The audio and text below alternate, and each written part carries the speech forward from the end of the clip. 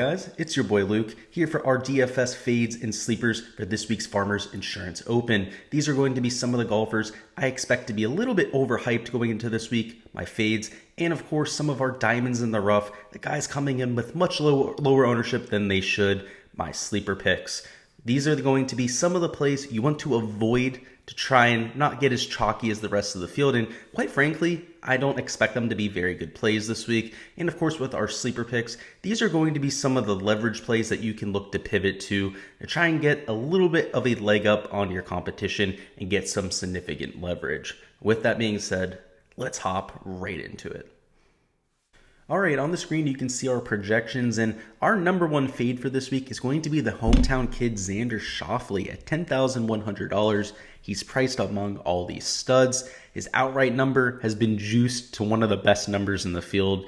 And quite frankly, if we take a look at the metrics, he isn't truly an elite option. He's number 18 in the field, should be priced in that mid to low 9K range per my metrics. And if we take a look at his course history outside the US Open here just 6 months ago, it's not been good. He missed his cut in his first 3 trips over here to Torrey Pines. He has made 2 cuts since, did have a solid finish last year, ended up finishing second place, but that's worrisome. This is somebody who grew up in San Diego, played this golf course all the time, has been on record as saying that he feels a little bit extra pressure at this type of event. And if we hop into the shots gained metrics, it doesn't get all too much better. So first and foremost, the shots gained off the tee has been a negative. That's not something that we see from Xander Schauffele very often. He still is one of the longer players on tour. We can see him there at number 10 in driving distance, but that's indicative of him really spraying the ball. He's been all over the ballpark with the driver, and at Torrey Pines, you can't get away with that. There's one thing to be long, you also have to be accurate here at Torrey Pines,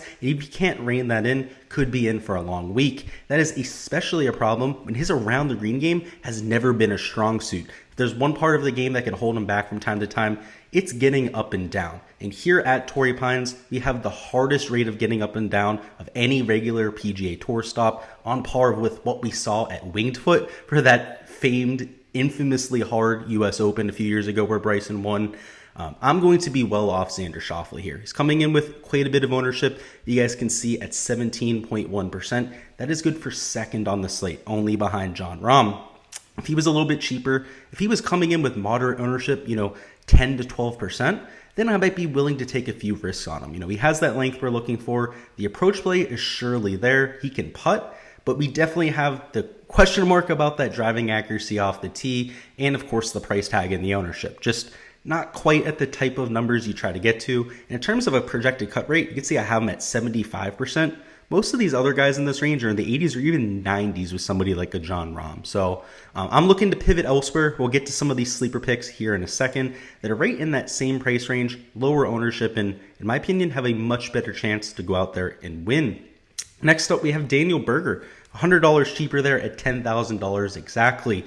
This guy has been Mr. Pebble Beach. Anytime he's played over there has essentially finished in the top 10.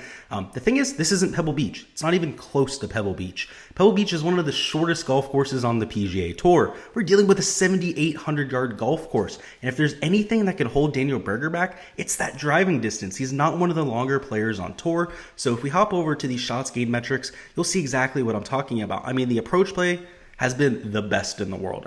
There's no doubting that. That's why we've seen him on such a run of late. But unfortunately, the off the tee play is going to cause him issues here. You can see he's number 110 in the world for driving distance. That's the worst by far of anyone in this stud tier range. You can see Hideki's up there at number 60. He's not known as a bomber by any means, but to be there at number 110, you're only hitting right around 300 and let's say 300 to 305 yard drives. I don't know the exact number off my head. I would imagine it'd be somewhere in that range. And over here at Torrey Pines, that means you're going to have a ton of long irons. Unfortunately, with long irons, even the best players on tour are only hitting right around 30-40% of greens at the very most. And Daniel Berger's around the green game, though it hasn't looked that bad of late, historically, he bleeds strokes around the green. He's one of the worst around the green players of anyone in that stud tier range. So this week, if he's hitting a lot of those long irons, he's not hitting as many greens as his peers just because of that distance gap. Around the green is going to spite him a little bit more than most. Same thing with Xander Schauffele, also tends to struggle in that category from time to time, whereas people like a Dustin Johnson, Hideki, JT Rahm, even a Bryson D Shimbo and Sam Burns, have much more sound around the green games. They're more consistent. They tend to gain more strokes there. Their scrambling percentages are much higher as well. So as a result, Daniel Berger at nearly 15% expected ownership, I would not be surprised for him to come in a little bit higher than what we have him there, is going to be a fade even with the elite course history at Pebble Beach. And something to mention about it as well is he's also missed the cut in all 3 of his trips here. So it's not like he's had a lot of success at this golf course. He's missed the cut in the past. He's expensive. He's also relatively chalky, which makes him a relatively straightforward fade. A real quick correction before we hop into the last fade. Daniel Berger has missed his last 3 cuts here at Torrey Pines. He did make it the cut this first time here, ended up finishing T25. So we'll at least give him credit for that, but in his last 3 appearances has not looked all too good, particularly for somebody priced at $10,000 and coming in relatively chalky. But our last fade is going to be Sungjae Im here at $9,300. The ball striking, I love from Sungjae Im. He's somebody who has the ability to keep the ball in play, also able to go out there and score on some of these small greens, has the ability to get up and down as well. The unfortunate part is that Sungjae hasn't been very good on Kikuyu grass or on some of these Poa Anua greens. So let's go ahead and hop into these advanced metrics over here. So first and foremost, you can see of late, the reason why he's contending now, but fixed his game from the middle of 2021, is because he's well-rounded once again. He's gaining across all 4 major statistical categories, but on Poa Anua for his career, you can see he's a loser. He's a significant gainer on every other surface, so that is a glaring difference. And even though he doesn't have the biggest sample size, just 24 measured rounds to this point of his young career, I think a lot of people forget that Sungjae Im is younger than Xander Schauffele, is younger than a lot of the other rookies on tour this year as well. He obviously turned pro at a very young age, so doesn't have a lot of experience on these extremely difficult surfaces like Poa Anua. You deal with a lot of the bumping around, a lot of the differences in speed throughout the day because it's a budding type of grass, tends to slow down throughout the day, and you've seen him struggle here, most particularly around the green. And you can see of late he's been immaculate around the green, but on Poa Anua, and particularly here at Torrey Pines for his career, has not been very good at getting up and down. We've seen him struggle, bleed strokes at time to time. That's why he doesn't have the best course history here. So somebody that's coming in with relatively high ownership as well, you can see nearly 13%. And because he had a really solid Sunday round, would not be surprised at all if he came in closer to 14 or even 15% owned. A lot of people played him on Showdown on Sunday, ended up coming through for sure. Ended up making putts for once, which I had him on Saturday Showdown, not Sunday Showdown, which feels a little bit bad, but he's going to be a fade for me this week, right? A lot of the other guys in this range, like a Jordan Spieth, Scotty Scheffler, Will Zalatoris, Tony Finau, even a Mark Leishman, they have the upside to actually make putts at this golf course. I mean, especially somebody like, first off, Tony Finau getting 0.43 shots gained per round. Mark Leishman, Taylor Gooch, huge gainers on this surface. You could argue that all of them are almost up there with Sungjae's ball striking as well. So, if he was cheaper, if he was in the 8K range, if he was coming in with low ownership, probably worth a few stabs on. But as the chalk in this low 9K range, going to be somebody that I'm avoiding and somebody I'm pivoting off to either a Jordan Spieth, Scotty Scheffler, or of course a Tony Finau, who's one of my favorite plays on the slate. All right, guys, on the screen, you guys can see our sleeper pick. First one's going to be Dustin Johnson here at $10,300. We haven't seen him play since the Zozo. It's been a long time for DJ, somebody who obviously in the beginning of 2021, you could argue there was no hotter player. He was coming off multiple wins. In 2020, won the Masters, won the Tour Championship as well. But ever since the mid part of 2021, when he wasn't able to rack up a win, 2021 was the first season ever where he didn't win for his whole career, which is just outstanding or honestly crazy to think about. People are acting like he's lost his game, and that's just not the case. He's still been a very solid player, particularly if we look at the advanced metrics. We'll go ahead and do so right now. And you can see for Dustin Johnson, an insane putter. He's taken himself from being right around a tour average putter to one of the best in the entire world. You can see the approach play hasn't quite been up to his standards. He's still getting the ball well out there with his driving distance at number 4 in tour. And again, driving accuracy, it is important here, but driving distance is going to be king. So getting top 5 club head speed going to be important here. And if we take a little bit of a zooming out on his career at Torrey Pines, it's been a little bit up and down. He has a few top 6 finishes, a few missed cuts sprinkled in there, but pretty much every time he makes the cut, he finishes in at least the top 20, which is what we're looking for. He has the course fit, he has the distance, the approach play for Dustin Johnson, typically something that he's able to lean into. That shots gained number over here, where he's right around neutral over the last 24 measured rounds, a little bit misleading, right? We haven't seen him play for quite some time. At the Ryder Cup, he looked absolutely amazing. He showed that he was the best player in the world at that event, and I would not be surprised at all to see him get off to a very hot start here in 2022. He's somebody who in the past has been very quick to flip the switch. Doesn't really take any semblance of form at all for him to go out there and rattle off a win. For evidence of that, just 2 years ago, TPC River Highlands, I don't know if you guys remember that win there, but he was coming off a 78-80 missed cut the week before. He ended up being like 14-15 over par after the first 2 days. Consequently, goes out the next week and wins. That's just what Dustin Johnson's capable of doing, particularly now if we're giving him a 2-3 month layoff. He's going to have plenty of time to turn his game around. He's going to look like a completely different player this type around. And the kicker here is the putting on Poa Anua. For his career, he is a gainer on the surface, gaining 0.11 shots gained putting per round. His baseline, a slightly negative putter. So if anything, we could see some positive regression from the shots gained putting numbers that we've seen of late. And if he returns to even 80% of the DJ's ball striking that he had before, he's at the very least going to finish in the top 10-15 this week, if not go ahead and sniff that lead. Coming in at just 10.9% expected ownership. He's also one of the more overlooked players in this range, and I would much rather go to his upside than somebody like a Xander Schauffele, who's just getting steamed because he's a hometown guy. The course fit, not really much different than a Dustin Johnson. In terms of their off the tee play, their approach play, even their around the green play, I'd actually side towards DJ. Very similar players. You can see I have their made cut percentage 10% off. Is coming in with less ownership. So for me, it is a no-brainer pivot. If you're looking to pivot down in price, if you need a little bit of that flexibility, Bryson D Shimbo might be your guy at $9,900. In terms of a course fit, he's number 5 for the field. And if you guys saw my course breakdown video, this should be a really good golf course for Bryson. First and foremost, he has the clubhead speed to take this place apart. We saw him do so at Winged Foot, and Winged Foot Golf Club is one of my favorite comps for this week. That is one of the hardest golf courses for getting up and down on the PGA Tour. It also has some of the most penal rough on tour.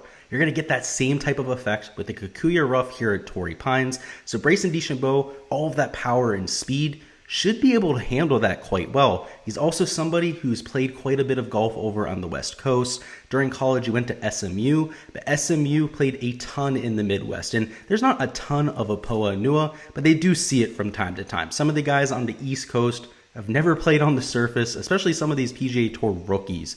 So I do like that there. He did miss the cut in his last time to the Farmers. Wasn't particularly beautiful either. It was actually a really ugly day. Really didn't have anything working. But I'll remind you guys, at the US Open, this guy was in contention come Sunday afternoon, right? And those were in different conditions. Sure, the rough was a little bit longer, but if we're going to get even 80% of the difficulty of what we saw at the US Open, that's what I expect this week. Bryson DeChambeau should be an immaculate course fit. So the fact that he's coming in at just 10.9% owned, it's a little bit too low for me, much like a Dustin Johnson. Identical ownership numbers right there, actually. And for Bryson DeChambeau, it's also a little bit about the injury, right? You've heard about a wrist injury. That is completely overblown. If the guy's playing this week, he's going to be 100% healthy. He ended up using that as an excuse to get out of the Sony Open. I bet you he just wanted to go work on a speed training or something like that. You know, said the "oh, my back hurts" kind of thing that you'll see from players when they withdraw after the second round. They were going to miss the cut anyways. It's that same type of thing. Bryson's completely fine, and until I hear otherwise, going to be somebody I trust. Another thing working for Bryson, we'll head over to the shots gained metrics, do a little bit of a deeper dive as well. First off, over his last 24 measured rounds, the ball striking has been one of the best numbers in the world. I mean, gaining 0.7 shots gained off the tee, that's not surprising, but the 0.3 shots gained on approach, I don't think many of you would have expected that. He's extremely inconsistent on approach, but when he's able to combine that approach play with that off the tee play is when he really gets rolling. The problem's been the putter, and even though he's still gaining over a third of a stroke per round on the greens, that's not up to his lofty standards. He's usually somebody with those greens books. He's taking a little bit of time to adjust there. He's gaining close to half a stroke per round, if not better when he's in contention. Something that could help him out this week are these Poa Anua greens. Because they have a little bit of volatility in them, it makes reading greens a little bit less important. It becomes a lot more about the speed, just trying to keep the ball in line, because you're going to get a lot of lateral movement regardless that you just can't control. So hitting it putts with the proper speed, slightly more important. And if there's one thing that Bryson D Shimbo does beautifully with his putting, it's get speed down. He doesn't leave himself many 3 to 4 footers. He's one of the best putters on tour from within that 3 to 4 foot range. I expect him to compete this week, potentially even go out and win this golf tournament. I mean, let's look at the driving distance, right? He's number 1 on tour, right? Has to be, right? Number 2 at the most if Cameron Champ edges him every now and then. The approaches from 200 yards plus, number 1 on tour. Again, most of your iron shots going to be from 200 yards plus. Maybe not for Bryson, right? He's got that distance off the tee. He might have a few 150 to 175s, a few 175 to 200s, but he's also extremely stout in those categories. So essentially everything pointing up for Bryson D Shimbo here. One of my favorite plays on the slate. And sure, he's a volatile player. He could go out there and not have the approach play, go and miss the cut, but this is DFS. We're not locking these players by any means. He's a sleeper pick. If we take 25, 30% ownership, he goes out there and has that ceiling type of performance. First off, we're going to be well leveraged to the field because he's coming in at just 10% ownership, and that's more than enough to take advantage of that upside. So it's one of those type of plays for me, kind of mixing him in because of that upside. Same thing with the Dustin Johnson, right? Far from a lock. We haven't seen him play for 2 to 3 months. All right, and finally, the other end of that feud, Brooks Koepka. Yes, also a sleeper pick this week. He is the lowest owned player in the stud tier range, which that is always a dangerous proposition. He has not been very good on Poa Anua for his career, but if there's one type of golf course that Brooks loves, it's when you get that lush rough, you get a super long golf course where you have to hit superb long irons. The guy is just a stud at it. He hits some of the highest long irons on tour. He has no problem stopping a 4-iron on a firm and fast green. It's why we saw him have success at Cuba Island. It's why he's won multiple US Opens, multiple PGA championships to this point. And if we're going to find a regular PGA Tour stop that can simulate major championship type of conditions, it's Torrey Pines. And even though we haven't seen Brooks here very often, in the past, he has skipped this really the whole West Coast swing as it came over here very often. It's intriguing that he's here this time around. I see it as a little bit of a major tune-up because of this rough, because of some of the narrow fairways. It's going to give him a very similar look to what he'll see at the PGA Championship, the US Open this year, and of course, a lot of those tournaments to come in years future. So at $9,600, even though the recent form hasn't been great, if we go and hop into this real quick, it's been pretty atrocious actually. He's losing in every category but off the tee. So that's definitely the concern. That's why he's priced down a little bit, below somebody like a Sam Burns, below even somebody like a Bryson D Shimbo who has those injury concerns. But the upside is just too immense for me. He's somebody that I already fired an outright bet on, got him there at 33 to 1. At $9,600 in DFS, sure, just like a Bryson D Shimbo and a Dustin Johnson, far from safe, surefire bets, but these guys have much higher upside than all of their peers here. They're also coming in with much lower ownership, and in DFS, that is exactly what we're looking for, at least for GPP type of contests. If you're playing in cash, go ahead and take some of the safer options like a Sam Burns, like a John Rahm that we pretty much know are going to go out there and make the cut. But if you're looking for somebody at low ownership that can actually win this golf tournament and break the slate, Brooks Koepka, Bryson, DJ, these are the kind of guys that you should be looking to. A few other things we want to note about Brooks, much like a Bryson D Shimbo, extremely long off the tee, number 6 in the world in driving distance. Looking into some of the other advanced metrics here, for approaches from over 200 yards, even though he's been atrocious with his approach play, he's still top 50 in the world. So even when he's not playing his best, he's still hitting those pretty well. And in that money range from 10 to 15 week, with such small greens over here at the South Course, most of your putts are going to be in this range.